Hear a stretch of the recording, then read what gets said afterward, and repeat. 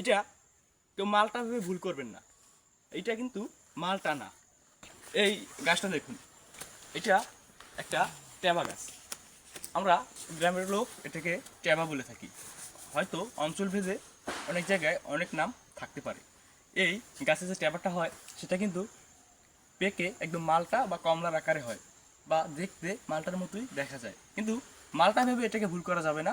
অনেক অসাধু ব্যবসায়ী কমলা বা মালটার ভিতরে এই ট্যাবাটা দিয়ে দেয় এবং সেটাকে মালটার দামেই বিক্রি করে, কিন্তু মালটার যে দাম ট্যাবার কিন্তু সেরকম দাম না, ও খেতেও মিষ্টি না, এটা একদম টক।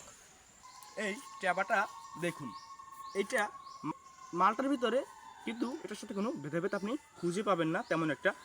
এর ঘেরানটাও একদম মালটার মতোই, তবে একটু ডিফারেন্ট। যারা গ্রাম গায়ের লোক, যাদের ট্যাবা গাছ আছে, তারাই বুঝতে পারবে, কিন্তু আপনি প্রথম অবস্থা দেখে কোনোভাবেই বুঝতে পারবেন না যে এটা ট্যাবা নাকি মালটা। তাই সচেতন থাকুন, মালটা বা কমলা কেনার সময় ভালো করে দেখে শুনে কিনুন।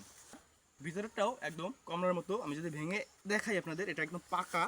এই যে দেখেন, একদম মালটা বা ছোট আকারের যে ট্যাবাগুলো হয় সেটা কিন্তু দেখা যায় কমলার মতো।